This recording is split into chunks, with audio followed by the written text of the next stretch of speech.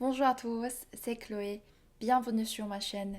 Dans la dernière vidéo, on a vu comment 괜찮아요 en tant que réponse peut prendre des significations différentes selon la situation en Corée. Du coup, vous aviez ceci. Si l'on traduit littéralement ça va, on dit 괜찮아. Mais en réalité, on n'utilise presque jamais 괜찮아 comme forme de salutation quotidienne. À la place, il existe surtout deux expressions courantes. 밥 먹었어? Vous avez mangé? 잘 지내? Vous allez bien? Alors maintenant, voyons plus en profondeur ce que signifie vraiment cette expression. D'abord, dans la vie de tous les jours, c'est surtout 밥 먹었어 pour dire ça va. Alors là, une question. Est-ce que l'on demande si la personne a pris son repas réellement? En fait, non. Pas vraiment.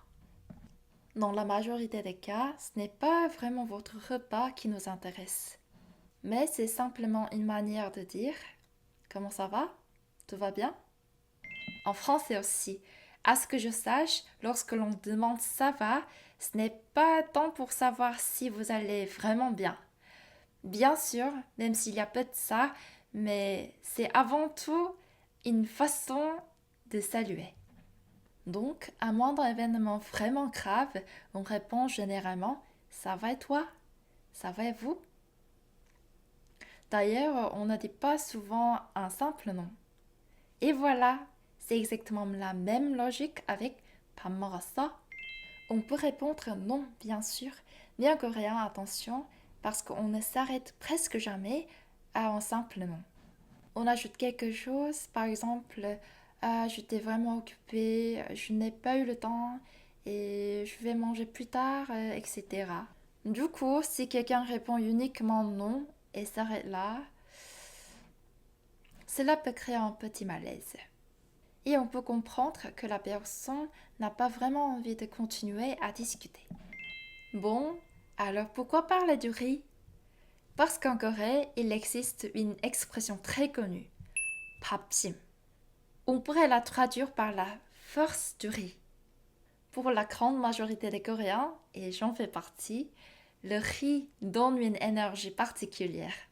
On dit à moitié en plaisantant, mais ce n'est pas totalement faux. Le blé ne remplace pas cette sensation pour les Coréens. Disons que le repas et surtout le riz fait partie de ce qui soutient notre quotidien. Ainsi, demander 밥 먹었어 signifie indirectement tu vas bien, tout se passe bien pour toi. C'est pour ça que les parents disent souvent à leurs enfants qui vivent seuls 밥 먹었어? 밥 잘 챙겨 먹고 다니지? 밥 잘 챙겨 먹고 다녀. Et en fait, c'est-à-dire prends bien soin de toi. Quant à l'autre expression 잘 지내, et j'utilise surtout lorsque l'on ne s'est pas vu depuis longtemps. Donc, on l'utilise toujours comme ça fait longtemps. Tu vas bien? Vous allez bien? Voilà pour aujourd'hui. Nous avons découvert pourquoi 밥 먹었어 peut correspondre au ça va, même si littéralement cela parle de nourriture. J'espère que cette vidéo vous aidera à mieux comprendre cette nuance culturelle. Si elle vous a plu, pensez à liker et à vous abonner.